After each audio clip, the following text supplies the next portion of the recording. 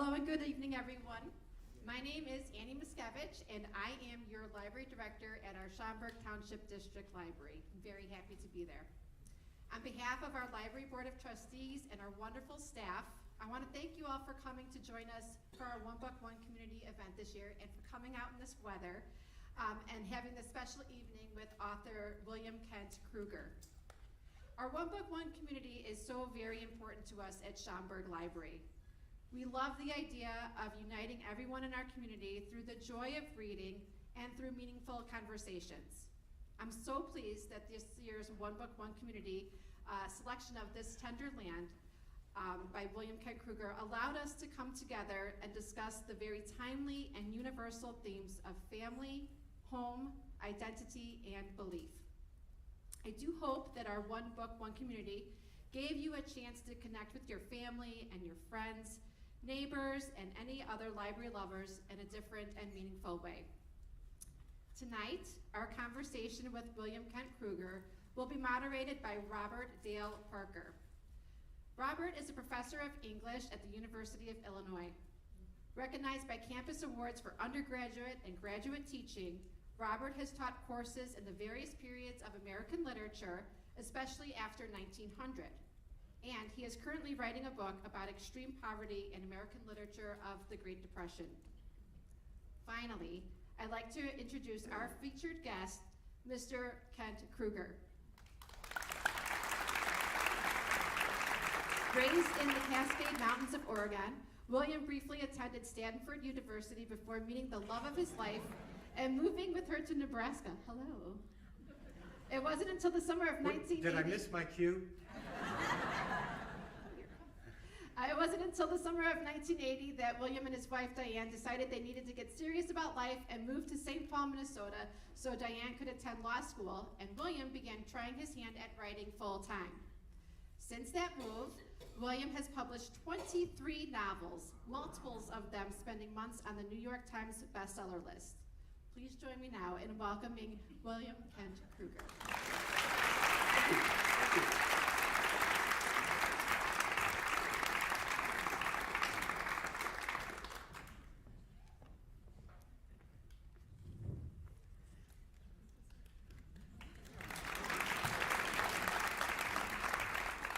Thanks to all of you who braved the weather to be here this evening. I really appreciate it. This is not unusual weather for Minnesota, but it's still not very nice. Well, it's great to see everybody here. Thank you so much for coming. As Kent just said, everybody's so excited to get this chance to see you and hear from you. I'm sure everybody's looking forward to this. You've described This Tender Land as an homage to Adventures of Huckleberry Finn. There's something about Huckleberry Finn that grabs readers and writers too, sometimes with controversy. Hemingway said that all American literature comes from Huckleberry Finn. Hemingway's rival, William Faulkner's last novel, The Reivers, also rewrites Huckleberry Finn. I have a particular favorite that people might not know. A guy named John Seeley rewrote Huckleberry Finn and called it The True Adventures of Huckleberry Finn, writing in the 60s and early 70s, and thought he'd have Huck do everything that Twain, he thought, couldn't have Huck do. So it's a very counterculture book. Huck swears, and he. That's like fan fiction. Yeah, exactly. Before there was fan fiction, Huck swears, and he smokes dope, and he has a girlfriend, and he does some other things I won't mention. And just a couple days ago, I saw that the great novelist Percival Everett is rewriting Huckleberry Finn from Jim's perspective. A great idea. I can't wait to see that. So maybe you could talk about what is it about Huck Finn that calls out to you and to us, and how do you compare This Tender Land to Huckleberry Finn? Sure. This was a story, as I am fond of telling audiences, this is a story that I wanted to write since I was 11 years old. When I was 11, that would have been in the 5th grade. Toward the end of that year, our teacher read to the class The Adventures of Tom Sawyer. I loved that story. There was this kid, he was just like me when he was out there on the Mississippi River having these really great adventures. And after that, of course, I had to read Adventures of Huckleberry Finn, which I loved even more. And so across my entire career as a writer, I wanted someday to write a story that would pay homage to Mark Twain, that might be in its way an updated version of Huckleberry Finn. I can't imagine any boy, anyway, reading Huckleberry Finn without wanting to be Huck. Out there with great freedom, riding the Mississippi River on a raft, having these terrific adventures. What boy wouldn't want to do that? And so in creating my novel, I knew I wanted it to be first and foremost an adventure novel, but I also wanted it to be a forum for being able to talk about a lot of themes that were important to me, in the same way that Twain used his work to talk about things that were important. I think if you're a novelist and you don't talk about things that are important to you, you're kind of wasting your time. So I knew that. When I sat down, I have to tell you honestly, Bob, I tried to write this story a couple of times across my career as a writer, and it wouldn't, I just couldn't sink my teeth into the story. And I finally realized the reason was that I didn't have a structure for the novel. I had no idea why I was going to have these kids out on the river, where they were coming from, where they were going. But there was another, and then I brought in another influence on me when I was a young reader. My father was a high school English teacher, and when other kids were reading Nancy Drew and the Hardy Boys, my dad had me reading the Iliad and the Odyssey. Never cared much for the Iliad, but I loved the Odyssey, this great, epic adventure journey. And so one day I thought, Huck Finn was kind of the inspiration, but maybe I should bring another inspiration into the mix. What if I structured this novel in the way that Homer structured the Odyssey? And everything that I had my kids do on this epic journey would mirror adventures that Odysseus had in this long journey from Troy back to Ithaca. And it was when I married Mark Twain and Homer together that really the full inspiration came to me, and I was really able to sit down and begin the writing of the novel. So a couple things that I noticed there were the word adventures that you singled out. So many people will just say Huck Finn, but you said Adventures of Huck Finn, and then you said you wanted to write adventures, and you talked about the river. This is also a Depression novel. When I think of rivers in the Depression, I think of I don't know if any of you have had the chance to see this, but the magnificent, one of the great documentary films of all time, from 1938, from the Depression. Free on YouTube, and it's short, so you can check it out. So it's called The River by Père Laurence, about the Mississippi River. And of course, readers have celebrated the role of the Mississippi River in Adventures of Huckleberry Finn, and I understand that you canoe.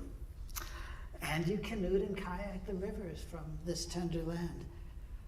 And a river lies at the heart of your companion novel to this tender land, Ordinary Grace. And I even noticed that your next novel is called The River We Remember.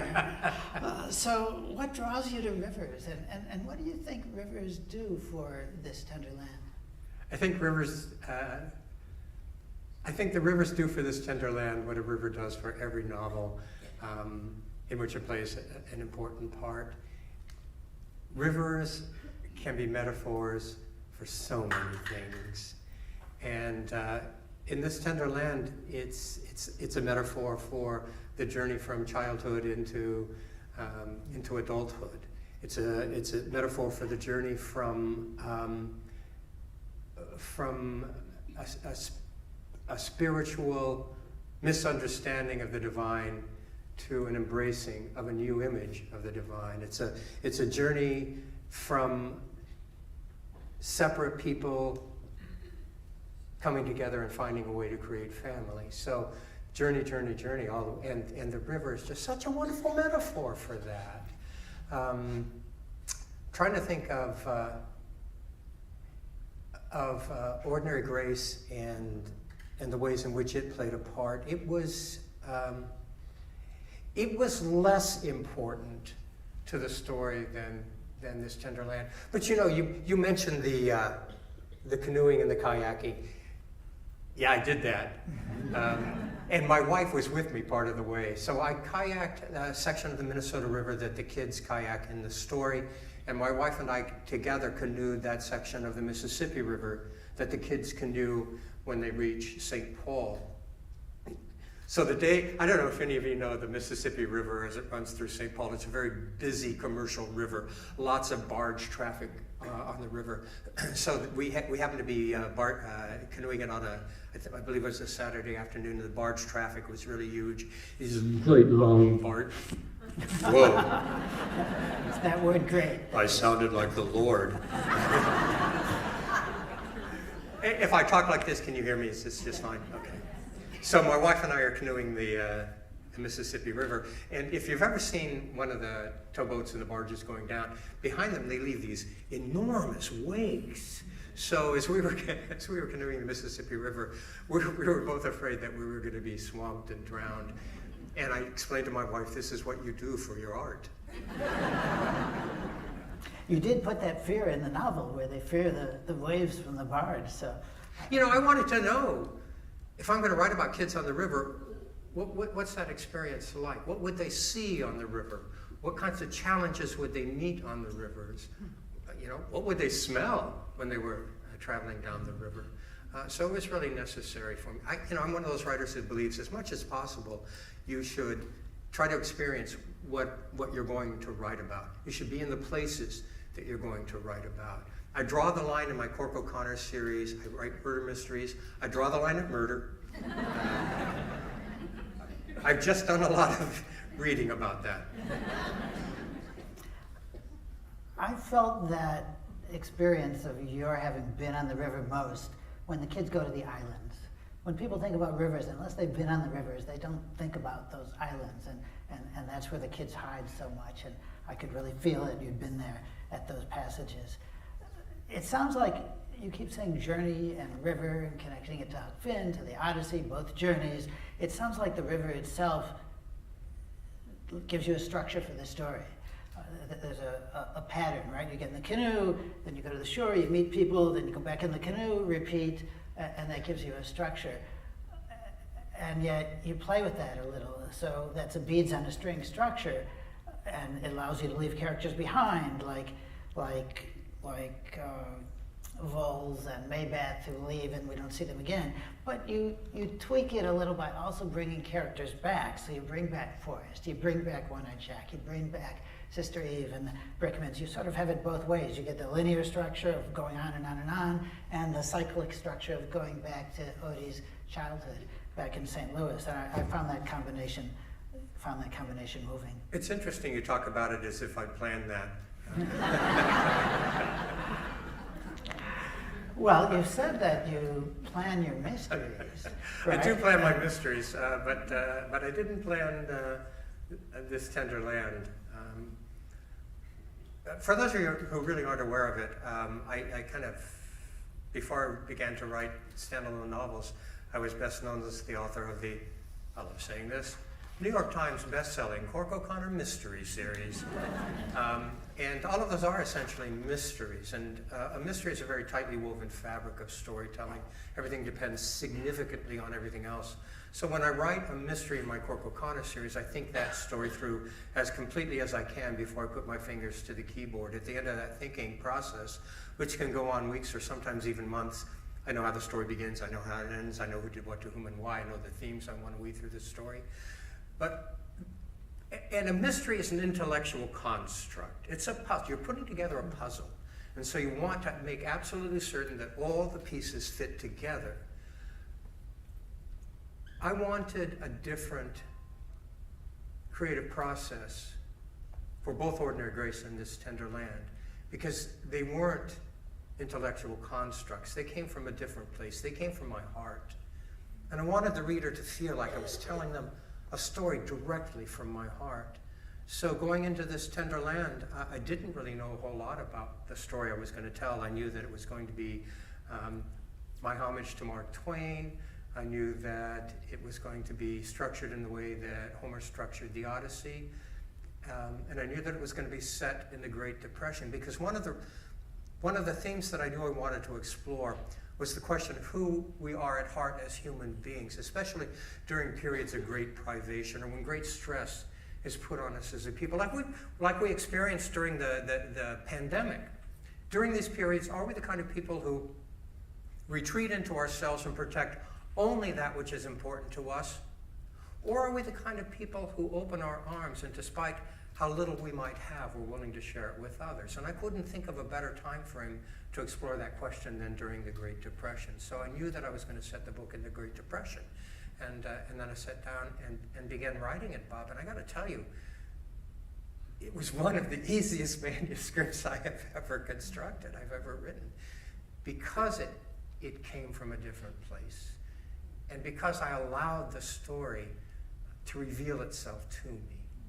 God, I just loved the writing of this. And you have characters who start out with those closed hearts, but then change to open their hearts. Yeah. I think any good story ought to be a journey. And at the end of that journey, all of the characters in the story should be at a different place in their understanding of themselves and the world. And it should be a journey for the reader. The reader should be at a different place by the time they finish the story. And it should be the same thing for the author of that, the storyteller. We should come to a new understanding of ourselves as a result of the story that we've told. And for me, This Tender Land did that in spades. That's the difference between a sequence and a story. A sequence says this happened and then that happened. A story says this happened and then that happened, and it changed the people in the sequence. Has writing without knowing what you were going to say ahead of time in Ordinary Grace and This Tender Land changed the way you write your Cork O'Connor mysteries? Yeah. So I have currently 20 novels. Number 19 was the last one. I'm working on number 20 right now. So in the 19 novels I have in the Cork O'Connor series, the first probably 16 I outlined. The last 3 I've kind of let my sense as a storyteller guide me in the writing of the stories. And so I have found that a really scary process, honestly. Because, a good mystery is the art, it's all about the art of misdirection. You want to give your reader information, and you want to make that information really important to them, but you don't want them to really know how important it is. So while you're giving it to them, you're trying to point their eyes somewhere else. And if I'm going to misdirect, it seems to me I should know where I'm going. But these days I don't always know where I'm going when I'm writing a Cork O'Connor. I think my agent is in the audience. Sorry about that, Danielle. You do that in This Tender Land as well. And I fell for it, so I wondered, why didn't they bury Jack? Aren't they going to get themselves in trouble by not burying him when they kill him? And then it didn't occur to me to make anything of that, but you seeded the return of Jack by not having them bury them. Yeah, can I talk about Jack for a moment? Yeah. As long as we're on Jack, subject of Jack. So for those of you who have read This Tender Land, and have also read the Odyssey, One-Eyed Jack is my Polyphemus, the Cyclops, who Odysseus escapes from by getting him drunk and actually blinding him. I knew that the kids were going to have to escape and probably do something drastic with One-Eyed Jack. But in this story, I'd already had Odie kill one man, did it in self-defense. But when it comes to Jack, it's a different experience because Odie has seen the man inside Jack who still is a good man, who has potential for being a good human being. And so if Odie really killed Jack, I thought that was going to be such a huge burden for this kid to carry. So when I had Odie shoot Jack, I knew somehow I got to make Jack come back. And actually Emmy gave me that way. It's great to hear your thought processes. You talked about Huck Finn, you talked about the Odyssey, you've also said you love Dickens, who wrote so often about orphans or kids separated from their families. Huck's an orphan, more or less, and Jim's heart breaks over separation from his family. Even Odysseus is separated from his family. This tender land taps into our fascination with orphans. Family, as you've said, separation from family, things at the heart of novels ever since novels began. Can you talk about your choice to make Tenderland about orphans? Boy, I wish I could tell you why I decided to do that. But, you know, so much, as a storyteller, so much comes to you from a place that's below your conscious thought. And when the story begins to take shape, you're not always aware where the inspirations are coming from, where the images are coming from. So I began with the idea that this was going to be a homage to Mark Twain, Huck Finn. And for those of you who have read Huck Finn, you know that Huck, on his journey down the river, is accompanied by a runaway slave named Jim. So I had in mind a narrator who was going to be a kid, and because he was going to be on the river, I wanted him not to have a tie to anybody. He needed to be free to do that. And in my imagination, the runaway slave Jim character was always going to be played by a Native American kid, a little bit older than my narrator. So I had an Odie in mind, and I had a Mose in mind.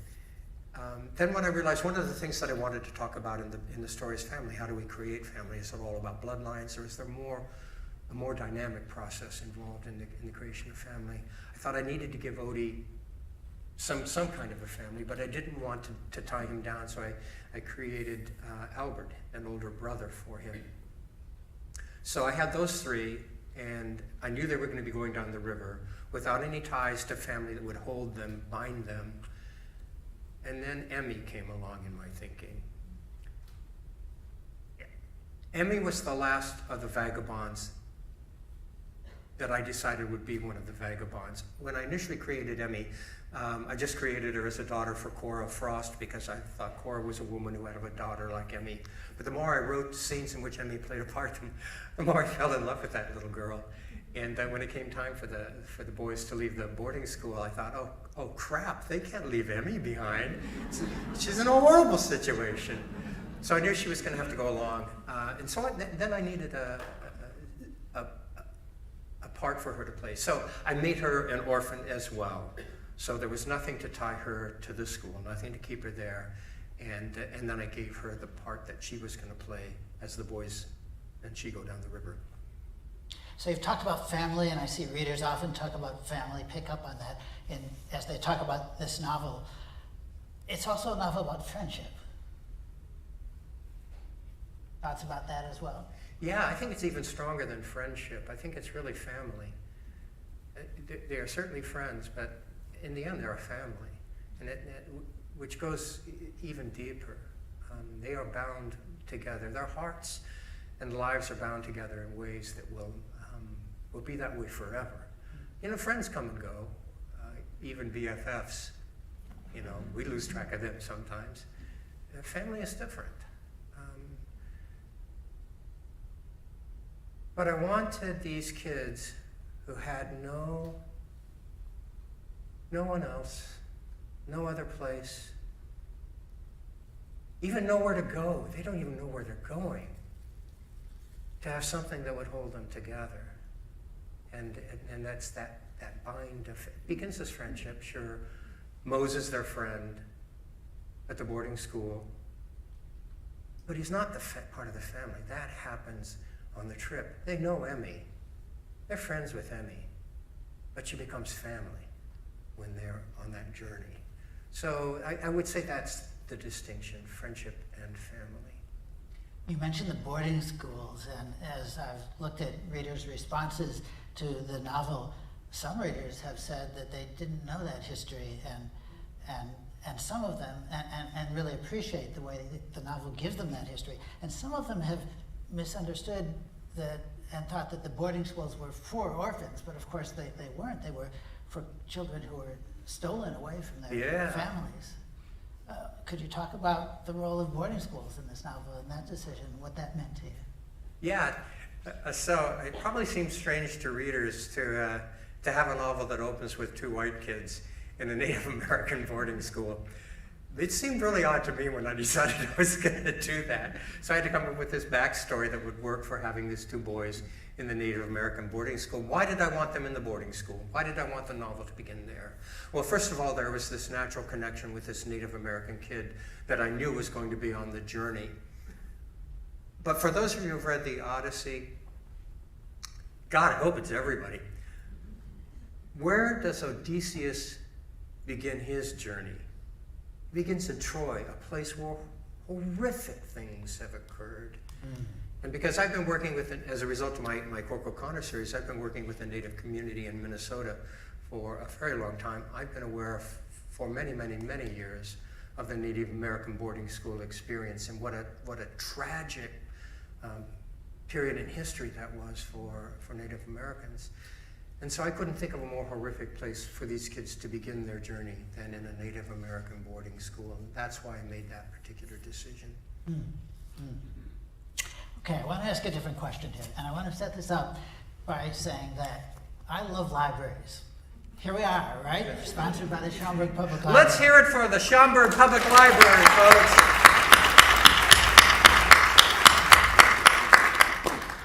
So I'm going to ask you about a part of the novel that I like, and that some other readers might not like as much as me. So we'll see. So there's that fascinating moment where Forrest takes Mose to the monument for the 38 hanged Sioux from 1862. But then Mose says he went to the library to learn the story. I love that. But I imagine it surprises some people. And I wonder if you could share your thoughts about why you had Mose go to the library to learn that story. Did you know you would be here tonight? Or did you have some other reason? Okay, I'm going to give you a long answer. And the answer is going to involve why I love libraries. And this is a story I tell in libraries whenever I do a library event. So if anybody here has heard me speak in a library before and you've heard this story, you can zone out, that's okay. But it's really a good, important story. So here it is. When I was 12 years old, that was the summer between my 6th and 7th grade year, I was a Boy Scout. And that was the summer I decided I was going to get my Reading Merit Badge. Now, one of the requirements for the Reading Merit Badge, at least back then, was that you had to spend some time volunteering in your local library. I was living in a little town in Ohio at that point. I went to the librarian and I made the arrangements, and when the time came, I showed up to do my duty. Now, this was long before they had computerized check-in and check-out. Do you folks remember that little envelope thing that used to be glued inside the back cover of every book and had the slip inside? Yeah. So what they did was they put me to work date stamping the returned books. They gave me this little black ink pad and a changeable rubber date stamp. And so for the first hour I was there, it was sort of ka-chunk, ka-chunk, ka-chunk, ka-chunk, ka-chunk, ka-chunk. And after about an hour, the librarian proceeded to walk my way and asked me a very librarian-esque question. She said, "Kent, what do you like to read?" Well, the honest to God truth is I liked to read comic books, DC and Marvel, but I didn't want to tell her that. So I briefly considered lying, but there was that whole "a scout is trustworthy" thing going on. So I told her the truth, and without batting an eye, this wonderful librarian said to me, "Have you ever read The Count of Monte Cristo?" Yeah, I walked out of the library that day with that great Dumas classic under my arm. I came back a couple of weeks later and checked out The Three Musketeers. And when I'd read everything that our library had by Dumas, I asked her, what should I read next? And this wonderful woman turned me on to H.G. Wells and Jules Verne and Arthur Conan Doyle and Jack London and Robert Louis Stevenson and all of these guys who wrote these stories that were perfect for capturing a boy's heart and a boy's imagination.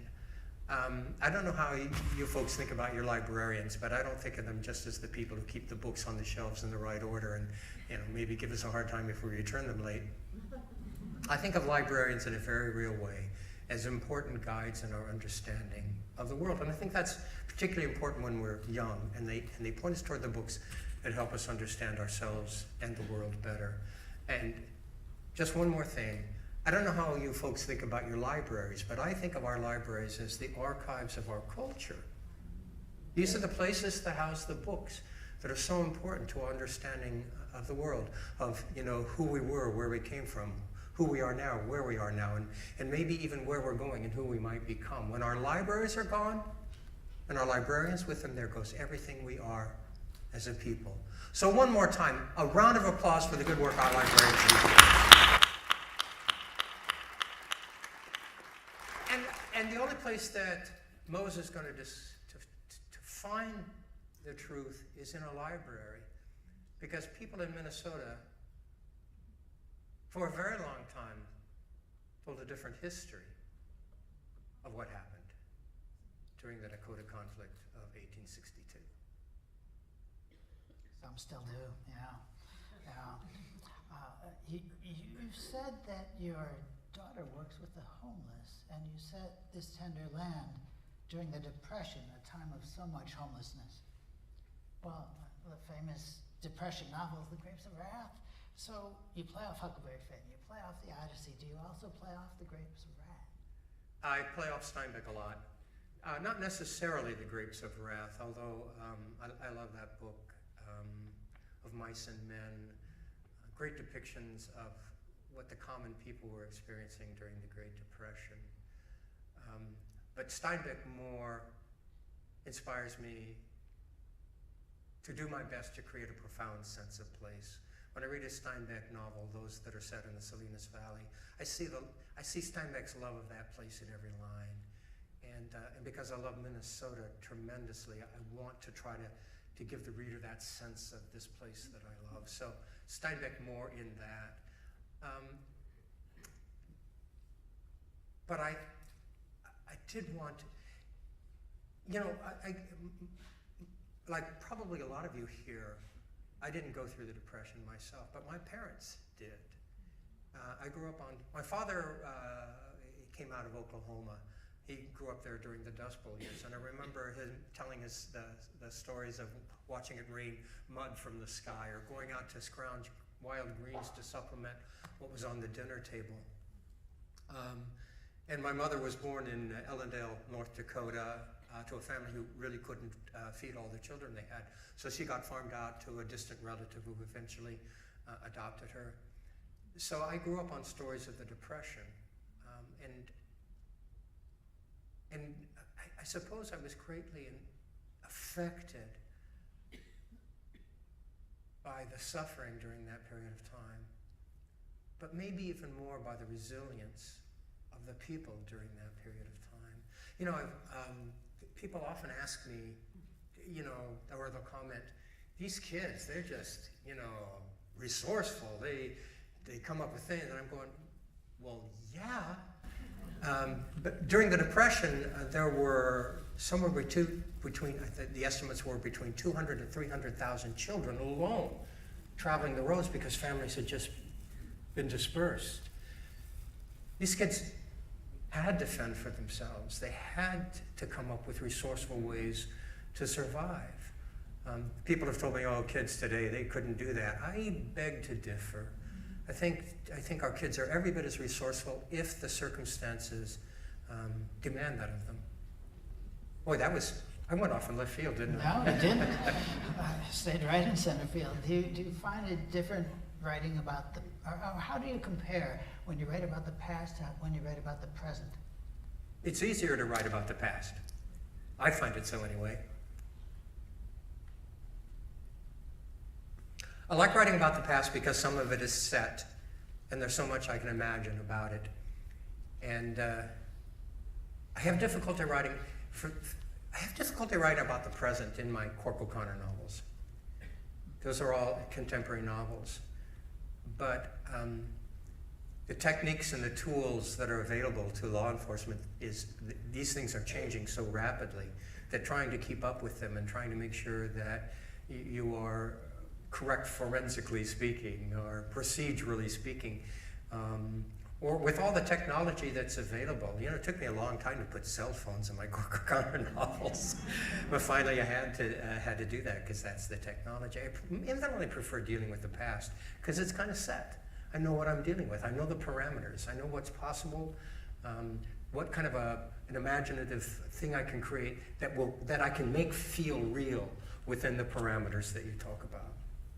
That's so interesting that you described the novels you write in the past as you know the past, you know what it is, you know the parameters, but those are the ones you don't plan ahead.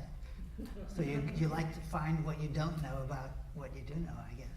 Yeah, I do a lot of research when I'm writing one of the novels set in the past to make sure, I didn't know much about the Depression. But we have this wonder in Minnesota, in the Twin Cities, we have this great historical resource, the Minnesota History Center. And in one section of the History Center is an area called the Gale Family Library, which is essentially an archive of every newspaper ever published in Minnesota, along with first-person accounts and photographs given to the museum by this center by people who lived through those periods of time. So I spent hours in the Gale Family Library poring over newspapers from the day to know what were clothes, what clothing were people wearing, what did things cost in the day, what's going on in the larger context of events that I could bring into the novel to set it in place. I pored over first-person accounts of people who survived the Depression, went through the Depression in cities, small towns, and on farms, to get a sense of that. And then when I felt like I had a good grasp of what that was like, I was able to believe that I could create this story believably in this period of time. Becomes part of the story. You have to know the price of boots. I believe we also have questions from the audience. Oh, we're there already. Oh my goodness, this is fun. And I think, okay. There you are. Thank you so much. The lights are so bright we couldn't really see you. There are real people out there, Bob.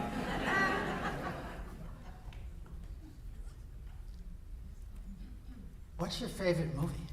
What's my favorite movie? Well, I'll give you the cliche answer. God, I still love The Wizard of Oz. I convinced my wife not too long ago that we should watch The Wizard of Oz again. It had been several years. I bought this. You mentioned that my daughter works with the homeless population, and she does lots of presentations on how to help unsheltered people. And she needed a video projector for that, so I bought a video projector that I said, we'll share this. So I had the video projector set up one night with a big screen, and on this big screen, we watched The Wizard of Oz. How many of you grew up in the time when everything was black and white television? Okay, so every year The Wizard of Oz would come on. As I recall, it was kind of around Easter. And so my folks would sit us down in front of our little screen, black and white, Philco. And you know that moment when Dorothy opens the door and she steps out into Munchkin Land and everything is in color, my folks would go, everything is in color. So it's wonderful now. It was wonderful with my wife to that moment when she opens the door and the whole world opens up in color. So The Wizard of Oz, but I have to say I am incredibly fond of so many Humphrey Bogart movies. I love The African Queen. I love Treasure of the Sierra Madre. God, who doesn't love Casablanca? So almost anything that Humphrey Bogart is in, I would say, is one of my faves. I'm putting aside questions that you've already talked about, and one that I can't read, but we might as well just follow up. This is a fun one, based on what you just said. Were there purposely Wizard of Oz references, such as the Black Witch and Aunt Julia? I had thought of this. Aunt Julia falling on her.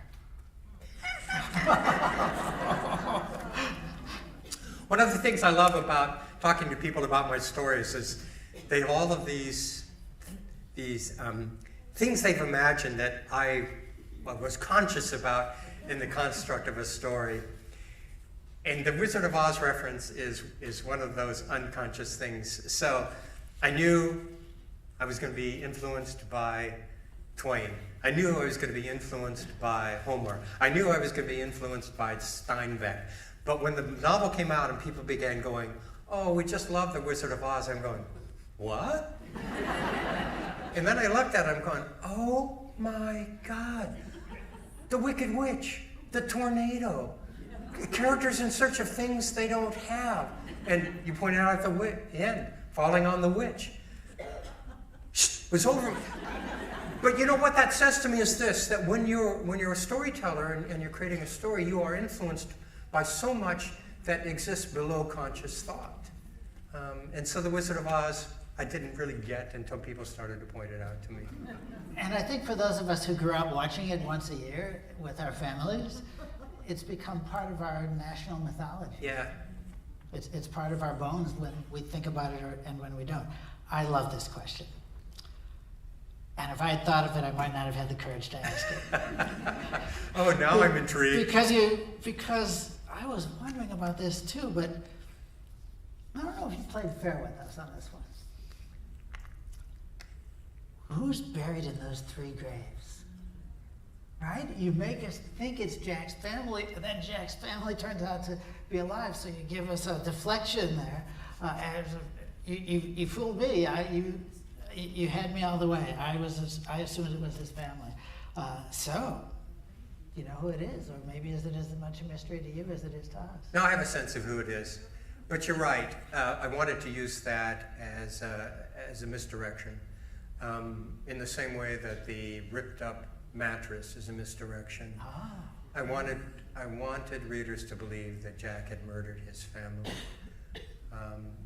So that when the truth of what really had happened was revealed, it's like, oh good, Jack's not a terrible human being. And what Odie did actually helped him become the man God meant him to become.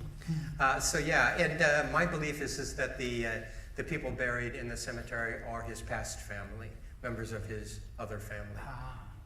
You know, and father, so mother, still brother. it means to think about the family, Yep. the immediate family he's lost. That's right. Yeah. What made you choose Odie to narrate the story? Oh, I love Odie. This novel is special to me for many reasons, but maybe mostly because of Odie. Odie is me. He is my favorite creation in all of my stories because he is so much like me. Odie's a storyteller. I'm a storyteller. Odie was a Boy Scout. I was a Boy Scout.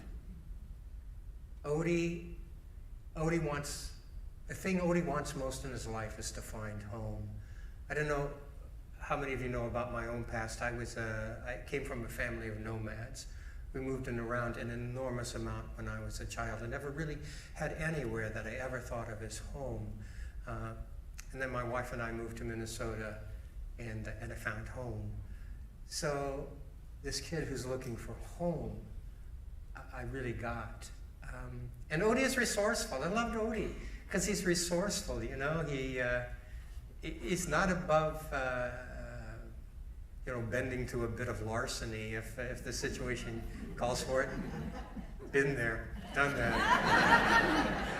So I was able to use Odie to say a lot of things about life, the world, the journeys that we're on, these things that I've come to believe in. I could speak through Odie to put on the page. He's a great Huck Finn-like liar. Yeah. Which worries his brother no end. I love the lies about the father giving him the money to buy the boots, and how every time somebody says something that's about to catch him in the lie, he has to tell another lie, like Huck, or the lies to Jack's nosy neighbor, and again the nosy neighbor asks something more, and so he's got to extend the lie in another direction. It seems like the name Odie is the right name for Odie. It just fits. It's got that casual but distinctive character to it that gets at his specificity. And I loved his whole name, Odie O'Banion. It sort of flows trippingly off the tongue. But I assume you knew from the beginning that Odie was Odysseus. Oh, yeah. And Because that comes as because that comes as a delightful surprise. yeah, I have to credit my editor for making sure that it was a delightful surprise. Folks, every good writer needs a good editor, and I think, the best editor in all of New York City. When Peter took a look at the manuscript in its original form, fairly early on, I let the reader know that Odie's name was Odysseus. And when my editor read the story, he said, "Oh no, Kent, you need to save this for the end, because when it's revealed, if the reader doesn't know it's the Odyssey, when you reveal his name, it's going to pull the string for all the readers." It was just a great suggestion. Didn't it pull it for you? It pulled it for me. And I love the way you made me feel stupid, because you tell us that it's about the Odyssey, right? So we should know that Odie is Odysseus, but I didn't figure it out until you told us. I knew that the structure of the Odyssey was going to be over the head of almost anybody except English majors. But that didn't matter, because what it did was it gave me the structure I needed in order to create the story. And I thought it would be, if this book ever got taught, it would be such a good thing to have instructors have their kids write essays about. So, what are the adventures that Odysseus had that are mirrored in this tender land? It'll never be taught, so it doesn't matter. Not true. I got to tell you, I have received notes from instructors at all levels saying that they have included it in their curriculum, which pleases me enormously. It wouldn't go so well with the other books you've been talking about tonight. Somebody asks, was Mose being an athlete influenced by Jim Thorpe? I'm absolutely certain. Yeah. I don't know how many of you know the Jim Thorpe story, but he was raised in a Native American boarding school, Carleton, and was like the greatest athlete we've ever known, and suffered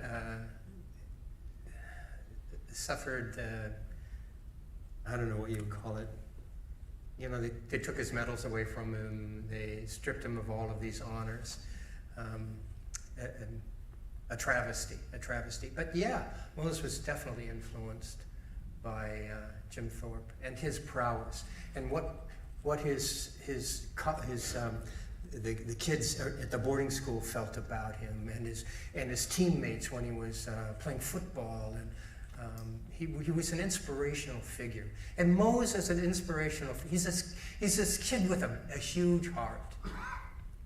You said the Jim Thorpe story. Is that the name of the movie? The Jim Thorpe story? Jim Thorpe, All American. Thank you. Okay.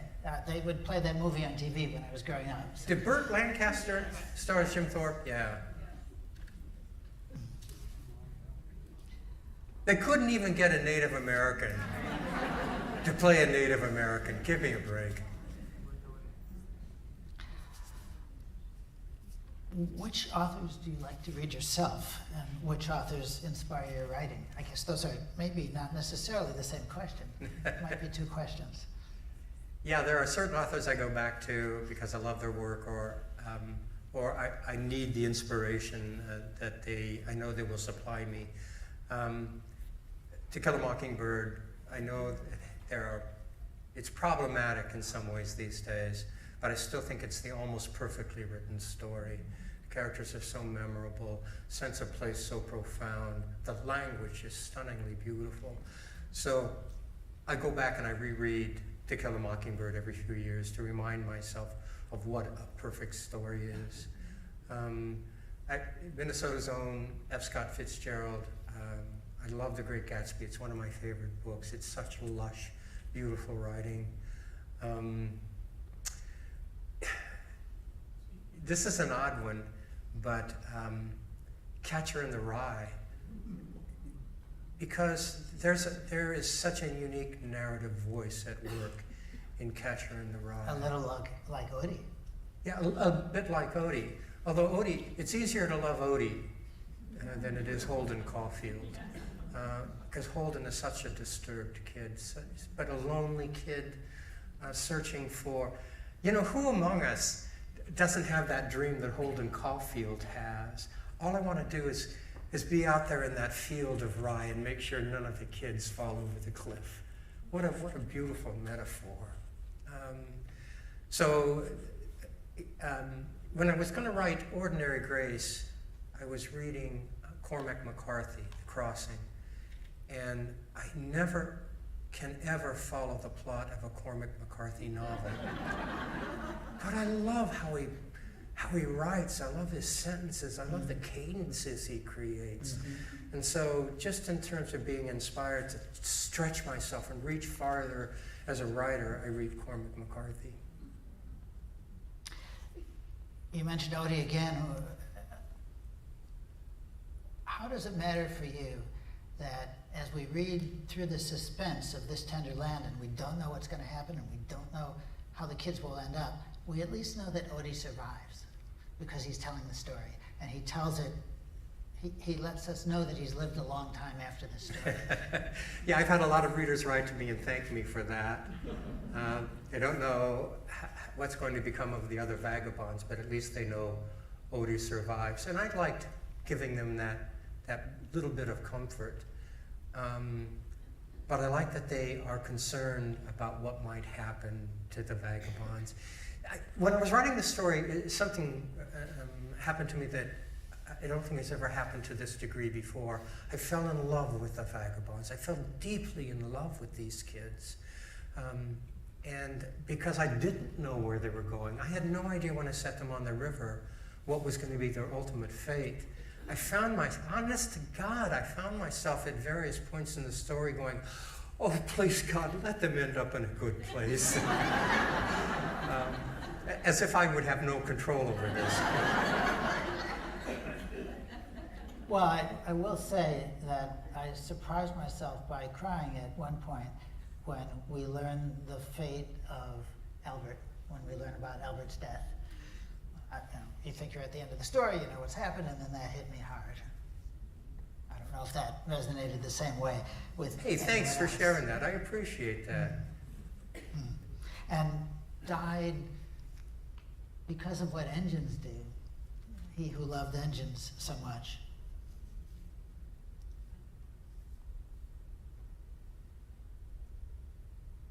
These are similar questions. Maybe I can combine these two questions. I'll read them both, and then you can take them as you please.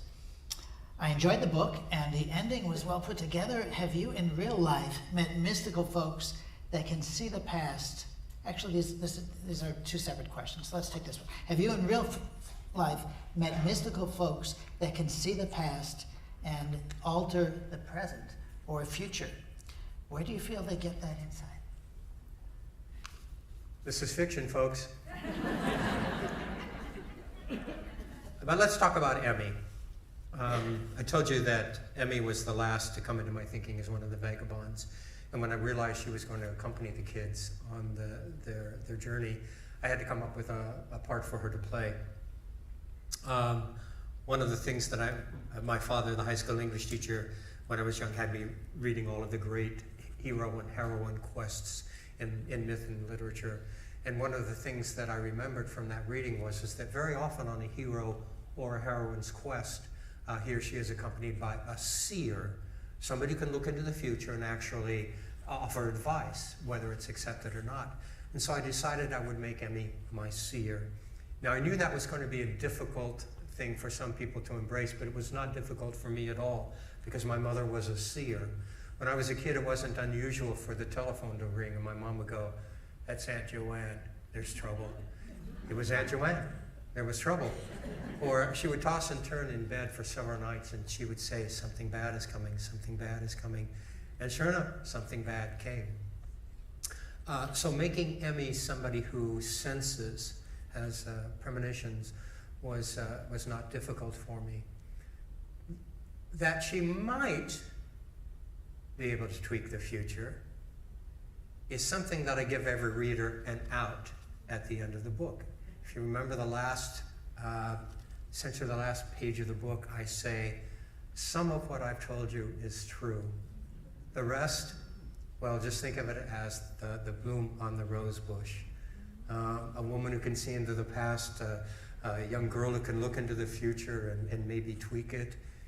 But then I point out, is this any more difficult to accept than that all the universe began with one cosmic, explosion, this, unplanned, whatever thing. I gotta tell you, it's so much easier for me to believe that somebody can look into the future and maybe tweak it. Because I understand that a whole lot better than anything about the cosmos. I like the way you lingered on the word might, and that has to do with the core of your storytelling, I think, that multiple possibility. And I have, in the research that I did, I was aware that there are people who supposedly are able to touch you and know your past. They know where you've been. They know things about you that they ought not to know. So, and when you think, my own belief is that we are all connected. We are all connected energies. And if I connect to you and I have that ability that probably some people have to connect with your energy, why couldn't I see where you've been, what your deepest desires are? And help you with that in the way Sister Eve does. Or am I crazy? I think we have time for one last. And this person wants to thank you for treating Indigenous people realistically and respectfully, and asks, besides your writing, which is heroic in itself, what heroic journey are you still on?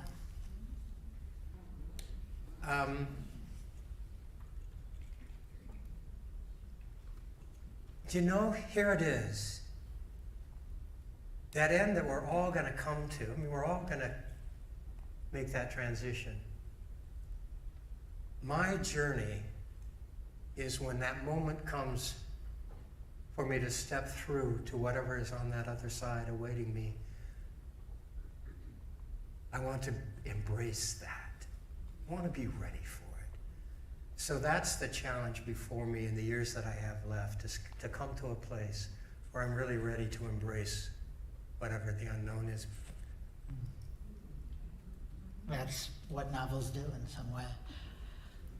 Well, in this time when libraries face so many threats, I hope that the people here tonight will join me in thanking the Schaumburg Public Library for organizing this event.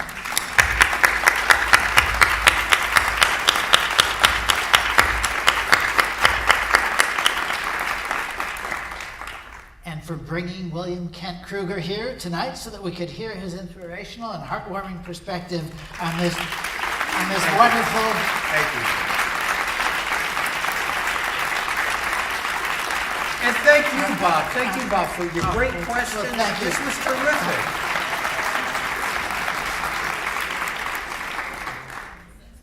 I'm going to add in a few words that I thought out because they wrap us up. Your heartwarming perspective on this heartwarming book. Let's applaud the book, and thank you, Ken.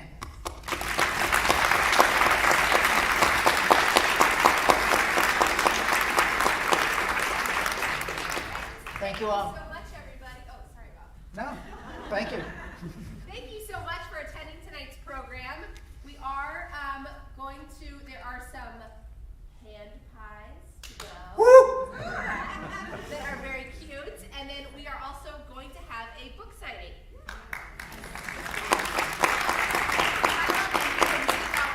Thank you so much. Thank you.